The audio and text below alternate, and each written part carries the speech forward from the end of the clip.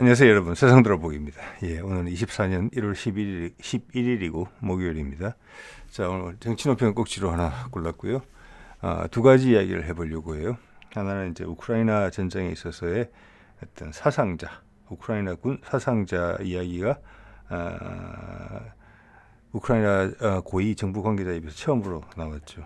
그 이야기 하나 하고, 또 대만 선거가 지금 이틀 앞으로 이제 다가왔는데, 대만의 이전에 총통 중에 한 명이 시진핑이 믿을만하다, 뭐 이런 이야기를 했어요. 되게 중요한 사안이죠. 지금 박빙의 선거전이 치러지고 있는 상황에서. 그래서 대만의 선거 결과는 향후 동북아 정세에 미국의 입장에 큰 영향을 줄 것으로 예상이 되기 때문에 우리의 큰 관심사라고 봐야 되겠습니다. 자, 그러면 먼저 대만 이야기부터 잠깐 해볼게요. 자, 지금 이게 이제 대만의 현재 3명의 대통령 총통 후보입니다. 왼쪽이 현재 당 DPP, 그러니까 차이 잉웬 정부의 부총통을 하던 사람이죠. 차이 잉원은 4년에서 8년간 연임을 했기 때문에 더 이상 나올 수가 없어요. 어제도 말씀을 드렸지만 이렇게 연임을 8년 했기 때문에 제가 보기에는 여기도 이제 코로나를 거치면서 경제가 좀 악화돼 있고, 또 중국과 미국 사이에 끼어 있다는 것을, 이 긴장관계가 오래 지속됐기 때문에 대만인들이 대부분 알 거라고 봅니다. 핵심까지는 모르더라도. 그래서 한번 갈아보자 이런 생각도 좀 있는 것 같고, 그래서 여론조사 결과를 보면 추격을 많이 당했죠. 바로 오른쪽에 있는 후유이라는 국민당 출신의 후보한테. 그래서 지금 한 10일 전에 마지막 여론조사에서 한 4% 정도 차이가 났어요. 그전 10일, 즉 지금으로부터 20일 전 정도에는 8%, 7, 8% 차이가 났으니까 빠른 속도로 추격을 하고 있는 거예요. 쭉 이제 두 번째 국민당 후보가 모은 표는 3위 후보인 고엔지의 표가 이리 간 것으로 돼 있고, DPP 후보의 표는 약간은 정체돼 있고 살짝 내려가는 이런 분위기이기 때문에 박빙이고, 많은 중국도 그렇고 미국도 그렇고 엄청난 관심이 있겠죠. 그래서 이게 이제 어제 보여드린 니케이 아시아를 인용한 자료였습니다. 12월 1일 날 여론조사를 했더니 그때는 거의 38대 30으로 한 8% 정도 차이가 났는데 1, 2위 간에 지금은 그게 4% 이하로 줄어들었다. 그것도 이미 좀 10일 전의 이야기예요. 그러니까 지금은 또 줄어들 수 있어요. 자, 그래서 이제 상당히 경합 중인데, 이 와중에 오늘 이런 보도가 난 겁니다. 8일 날 이야기를 한 것으로 돼 있어요. 지금 사진 속에 보이는 사람은 누구냐면은 현재 총통이 차이 잉웬이 8년 동안 총통을 했다고 말씀드렸는데, 그 이전에 8년간 총통을 했던 사람이에요. 우리식 발음으로 읽으면 마영구죠. 그래서 그 사람 국민당 출신입니다. 그래서 이런 생각이 들어요. 이게 지금 이런 발언은 상당히 미국을 예민하게 하는 그런 발언이거든요. 이 타이밍에 말씀드린 것처럼 선거는 지금 박빙이고, 또 일국의 총통까지 했던 사람이 이런 지금 정치적 이번 선거의 결과에 대해서 미국이 어떻게 생각할 건가 초미의 관심을 가지고 있다는 것을 분명히 알 텐데, 그런 정치적 부담을 이겨내고 이런 발언을 했다는 것은 선거가 그만큼 박빙이다. 큰 차이로 자기 당 후보가 지고 있다면 본인 마음이 아무리 이렇더라도 이런 말 하지 않았으리라고 봅니다. 자, 이 말은 뭐라고 했느냐, 이 일본말 요약은 시진핑이 양안 관계에 있어서 신용해야 된다, 시진핑을 믿을만하다라고 이야기한 거예요. 독일 언론과의 인터뷰에서. 이것은 아주 강한 메시지고, 만에 하나 선거 결과가 국민당 후보가 이기는 것으로 나온다면은 여태까지의 중국 관계에 있어서 대만의 입장이 많이 달라질 수 있다. 이런 이야기로도 읽히는 부분이에요, 지금 이게. 자, 이거는 마영구 전 총통이 그쪽 발음으로 마잉주인 것 같습니다. 작년 3월에 중국을 방문했던 것과 관련된 기사고, 이 기사 속의 사진은 그 전에 또 어디 홍콩에선가 하여튼 중국 남부에서 시진핑과 만났을 때예요. 작년에 중국을 간 것은 이 사람의 우리말로 하자면 뭐라고 할까요? 선산? 조상들의 묘가 중국에 있어요. 그래서 상당히 개인적인 자격으로 방문을 해서 이제 조상 제사를 지내고 왔다 이렇게 보시면 될 것 같아요. 그래서 그렇지만 그의 움직임은 그 당시 많은 눈길을 끌어서 지금 보시는 것처럼 스푸트니크 러시아 언론에도 나고 했어요. 자, 그래서 그런 사람이 지금 이런 이야기를 했다. 중차대한 시점에 여론의 표심에 영향을 주려는 의도가 다분하다. 이렇게 영향이 있는 사람이, 이 사람 보면 이제 인물도 훤하고 키도 크잖아요. TV에서도 뭐 많이 활동한 것 같아요. 그래서 영향은 상당할 것이라고 봅니다. 그래서 이번 선거 결과가 한 번 더 주목이 된다 이런 말씀 드릴 수 있을 것 같아요. 결과가 나오면 거기에 대한 또 해석을 또 해봐야 되겠지요. 한 이틀 남았으니까. 자, 두 번째는 우크라이나 이야기를 하나 해볼게요. 이게 지금 이제 유라시안 타임즈에 나온 거고 여기에 실어 날라서 몇 군데 더 나왔어요. 이 기사가 의미하는 바, 왜 이런 말이 흘러나왔을까? 일단 사실관계 자체도 상당히 의미가 있고, 왜 이런 말이 나왔을까 하는 것을 생각해 보는 것도 우리한테 많은 것을 시사해요. 그리고 지금 이제 사실 대만이 우크라이나하고 되게 비슷한 설정에 들어 있거든요. 그래서 뭐 이 우크라이나 전쟁 사실 미국의 전쟁이잖아요. 미국이 돈을 끊으면 안 되고, 미국이 쿠데타 지원하고 돈을 줘서 전쟁이 되는 것이고, 무기도 지어주고, 공격하라 할 때 공격해야 되고, 쉬어라 할 때 쉬어야 되고, 미국의 전쟁이죠. 대신 목숨은 이제 우크라이나군이 주고 나는 것인데, 이런 상황에서 미국의 이제 공화당의 일부 의원은 공개적으로 이런 이야기까지 했잖아요. 돈 그냥 뭐 우리말로 하면 한 뭐 100조 써가지고 미군 병사 한 명도 잃지 않고 러시아에 큰 타격을 줬으니까 이거보다 더 대단한 일이 있느냐 이런 표현까지 했죠. 그거는 거의 우크라이나 사람을 인간 취급하지 않는 그런 발언인데, 소위 요새 말하는 인종 청소보다 더 나쁜 발언이죠. 악마적인 발언이죠. 자, 그런 일부 세력이 있다. 우크라이나 사람의 목숨은 목숨이 아니다. 뭐 이런 건데, 그러면서 사실은 대리전쟁, 프락치 전쟁을 하고 있는 거잖아요.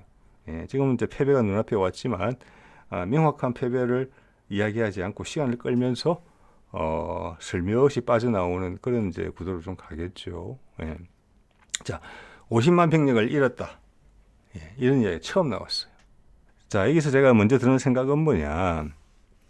제가, 제 채널에서 두세 번 정도 말씀을 드린 것 같아요. 해외에서 제가 파악한 정보를 가지고 사망자가 50만 명 정도에 이른다. 이 내용을 보더라도 사망자라고 하진 않았지만 사망자와 심한 부상자, 즉 전력으로 재투입될 수 없다. 뭐 사망자 50만 이렇게 봐도 될 것 같아요.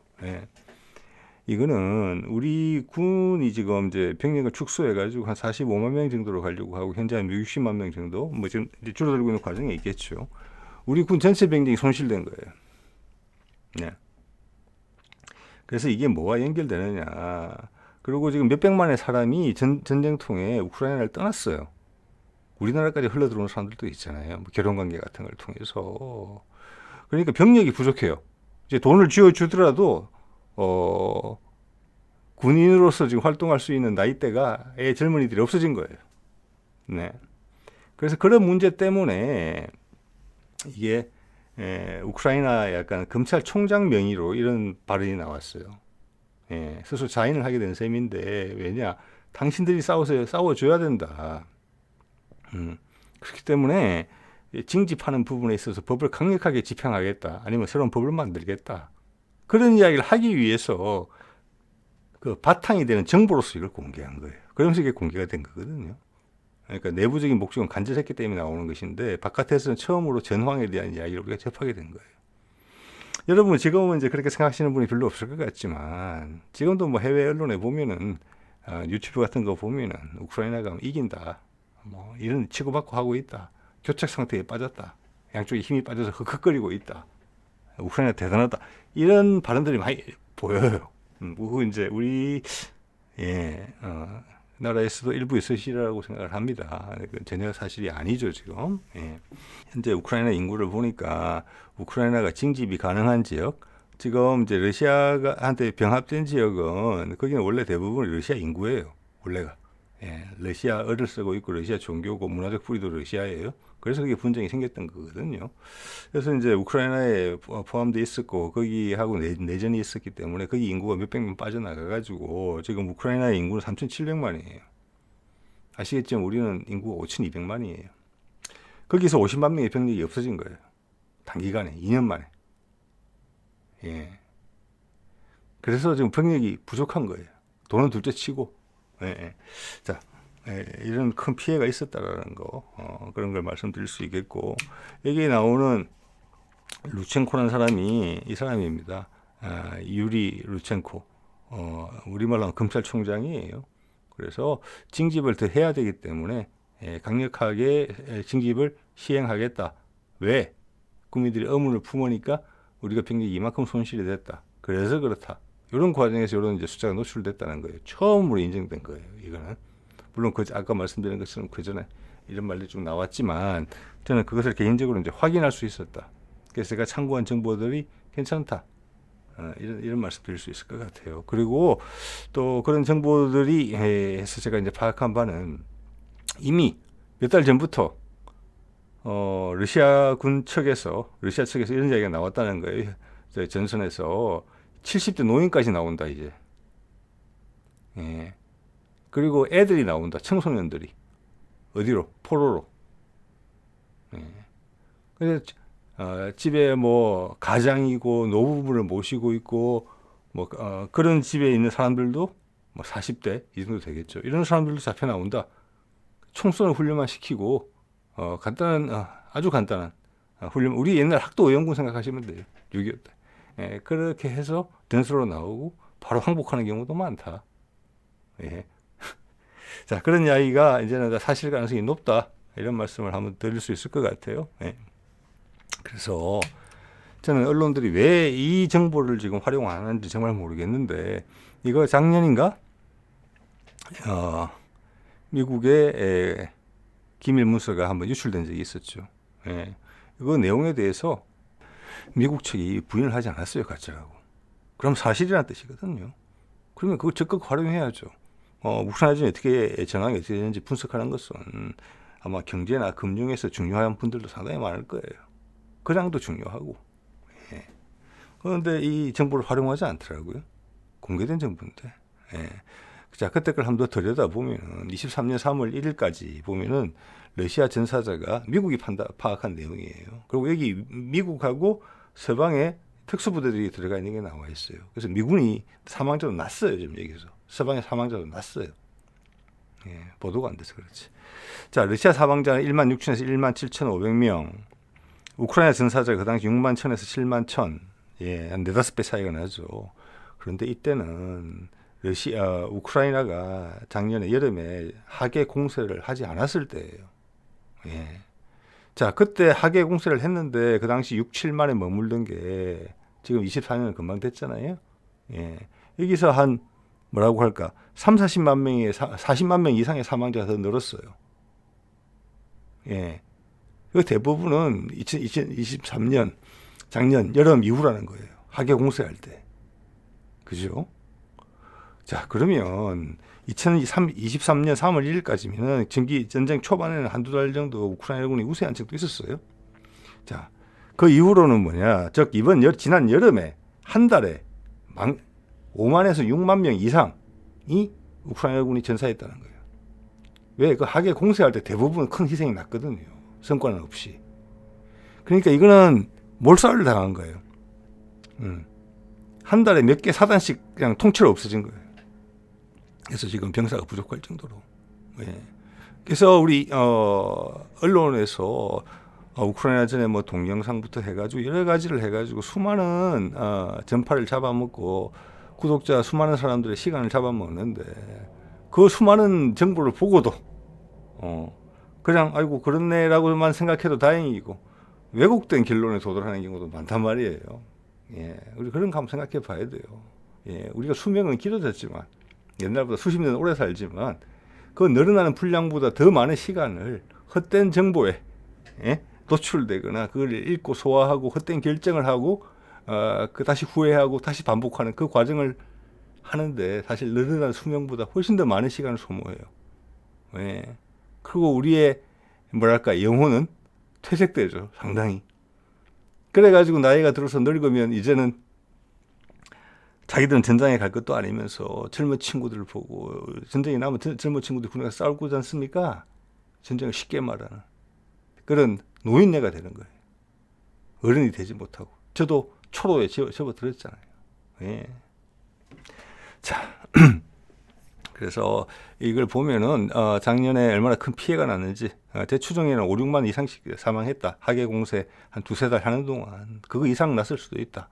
몰살한 것이다. 대신 러시아군의 전사자는 상당히 최저치로 눌려졌을 것이다. 저는 전체적으로 뭐 몇만 명 안 된다고 생각합니다. 2023년 들어서는 피해가 별로 없었거든요. 예. 항상 우세한 상황에서 전투를 했기 때문에. 그게 우리 언론을 통해서 전해지지 않잖아요. 전혀. 자, 이 옛날에 미국의 기밀문서 자료하고 비교해보면 작년에 얼마나 우크라이나군에 큰일이 났는지 알 수 있다. 즉 무모한 공격을 했다는 거예요. 무모한 공격을. 항공 지원이나 포병 지원 없이 그냥 밀어넣었다는 거예요. 어떻게 보면은 뭐 중공군이 그런 것을 했다 안 했다 이야기도 있지만 우리 상상 속에 존재하는 것일 수도 있지만 우리가 만화책에서 본 인해 전술 이런 게 된 셈이에요. 사실은. 자, 이건 뭐 정리한 거고요. 2023년 당시에 3월 당시에 우크라이나군 사망자가 6만 명, 7만 명인데 23년 말에 지금 기준으로 저게 50만이라는 거잖아요, 지금. 그러면 40몇만 명이 늘은 건데 하계 공세가 7, 8, 뭐 7, 8, 9, 10 요렇게 발생한 거잖아요. 그래서 제가 한 달에 5, 6만 명 최소 죽었을 것이다. 그 달에. 그거는 전쟁이 아니다. 학살이다.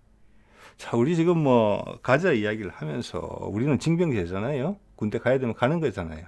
군대가 맞아서 가는 게 아니고.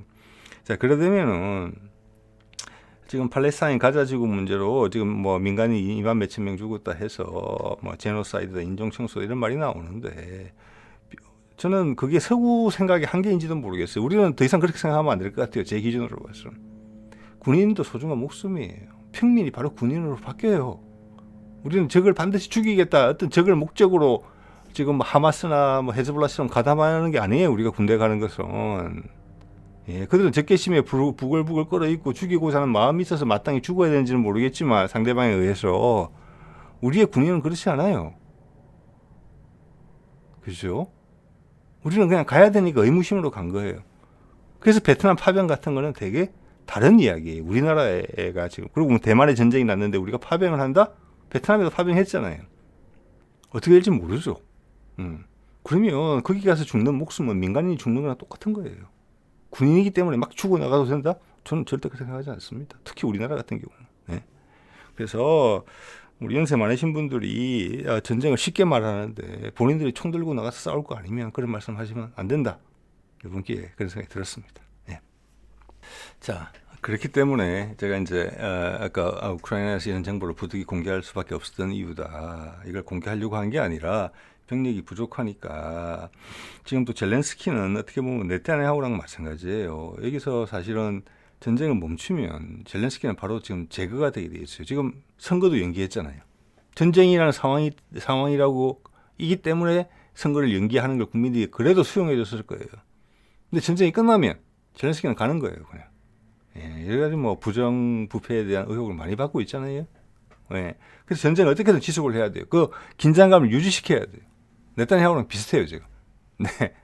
자, 그렇기 때문에 병력이 없으니까 이제 노인네도 많이 간 것 같단 말이에요. 그래서 지금 나오는 게 여자들을 군대에 가야 되겠다.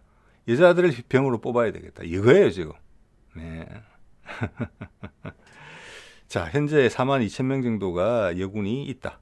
그 중에 40%니까 446, 1만 6천 명 정도가 정관생입니다. 2021년에 비해서.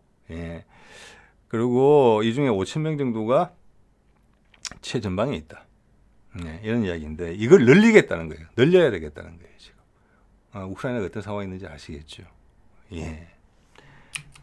자, 그렇기 때문에 이거는 제가 예전에 우크라이나 본질에 대해서 올렸던 영상입니다. 끝에 링크는 걸어놓도록 하겠습니다.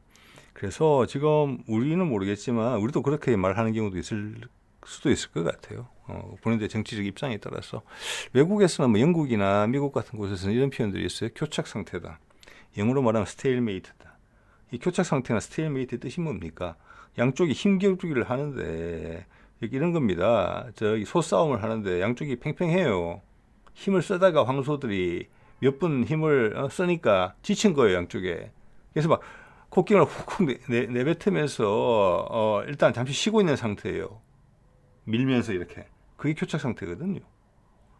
그러면 지금 우크라이나하고 러시아하고 상태가 지금 전력이 비슷해서 양쪽이 싸워도 전진을 못 해가지고 힘의 팽팽한 균형이 이루어져서 전장이 지금 소강 상태냐 전장이 아니거든요. 그거 전혀. 네, 오늘 그 데이터를 말해주잖아요. 예. 자, 이거는 러시아가 엄청난 인내심을 발휘하면서 교착 상태가 아니라 지구전을 유지하는 거예요. 치고 나가지 않으면서 우크라이나 군의 전력을 계속 소모시키는 거예요.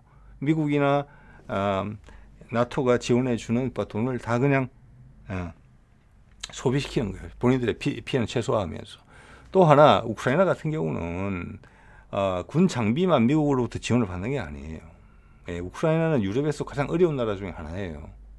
그래서 미국이 지금 우리 돈으로 한 70조, 한 100조 가까이 지원을 한 거거든요. 그 돈의 많은 부분은 우크라이나 정부를 돌리는 데 써요. 우크라이나 사람들 뭐 연금 주고 정부가 써야 되는 돈도 있죠. 그러니까 우크라이나 예산을 미국이 대주고 있는 거예요. 예, 싸우는 데 필요한 것뿐만 아니라 그래서 이게 돈이 빠져나가면 우크라이나 바로 이상한 나라 돼요.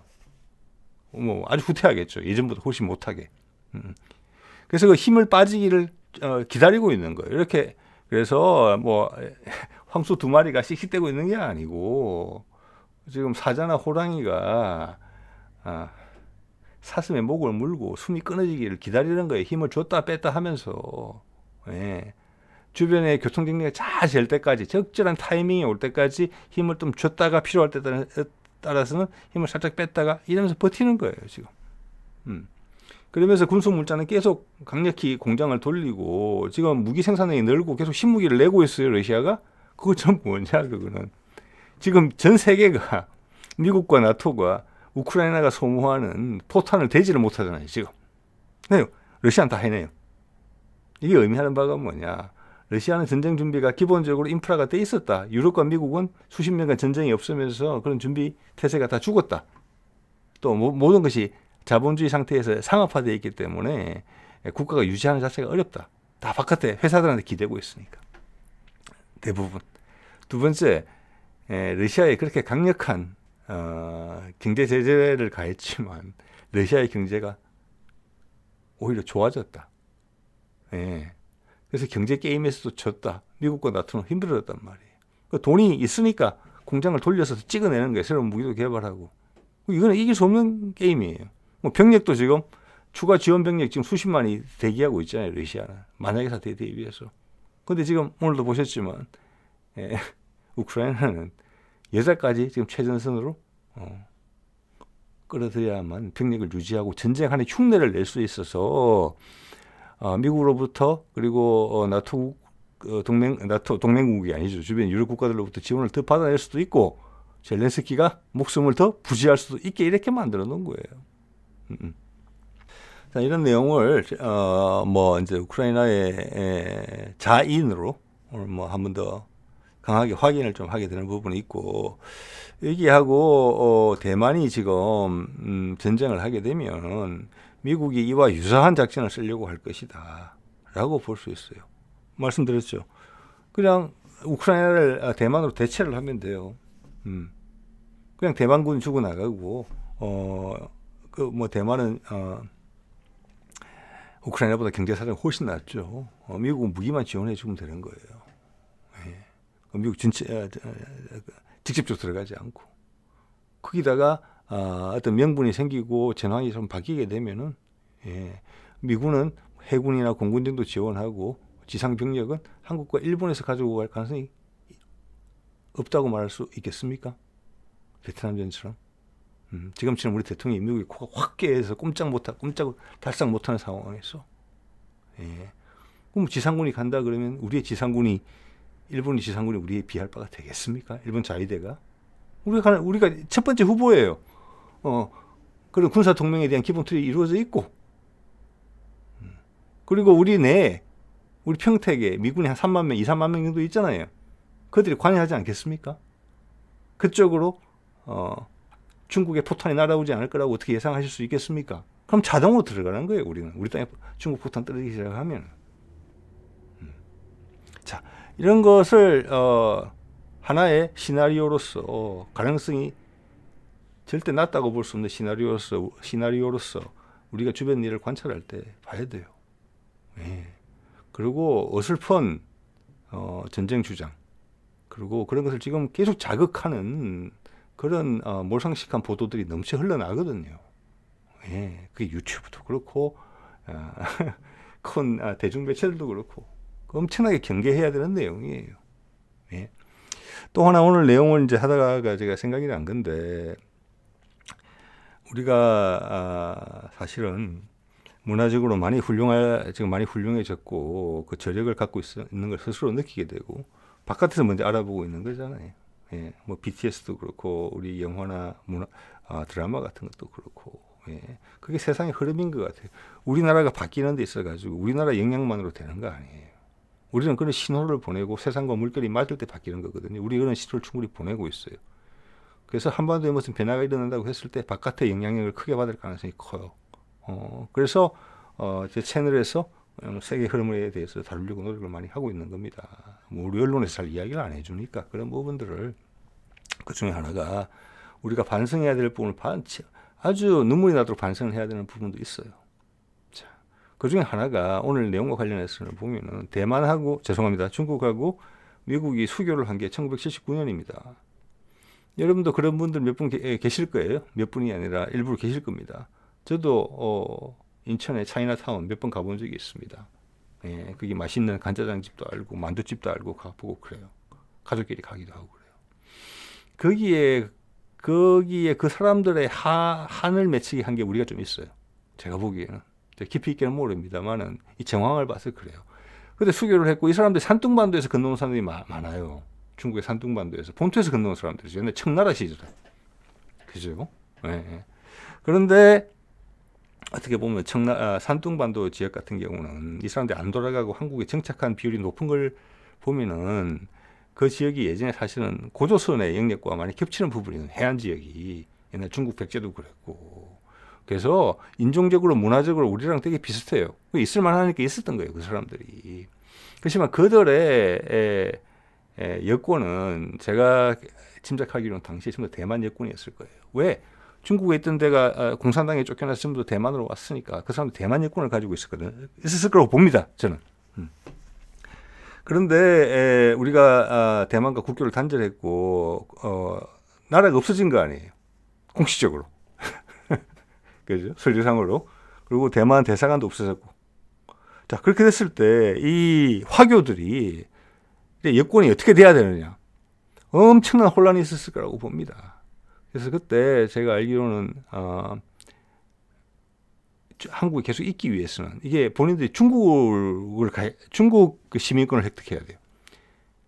왜냐하면 우리하고 이제 대만은 관계가 없어졌으니까. 그래서 그때 많은 사람들이 대만으로 돌아갔다고 합니다. 그 과정에서 한국에서 평생 살려고 노력했던 사람들도 있었을 거예요. 많은 재산을 가지고. 그 자식들은 한국인 학교 다 다니고 그런 사람도 있었을 거예요. 한국에 살면 되겠다. 화교로서. 피나진 않지만 괜찮다. 근데 그 사람들이 대규모 이주를 하면서 아마 많은 재산상의 손실도 있었을 거예요. 인생이 꼬이는 경우가 많았을 거라고 봅니다. 예. 자, 그런 경우가 우리가 미국 시킨 대로 하다가 그래 된 거잖아요. 뭐 전 세계 많은 나라들이 대만하고 국교를 끊었습니다. 그래서 우리가 인천에 가서 그 메가더 동상도 있고 바로 그 밑에가 인천 차이나타운인데, 우리가 우리 젊은 세대들한테, 그리고 우리 스스로 먼저 그 아픔들 짜장면 먹으면서 그런 게 또 있었겠구나. 예. 그런 생각도 우리가 해봐야지 되는 시절에 온 것 같아요.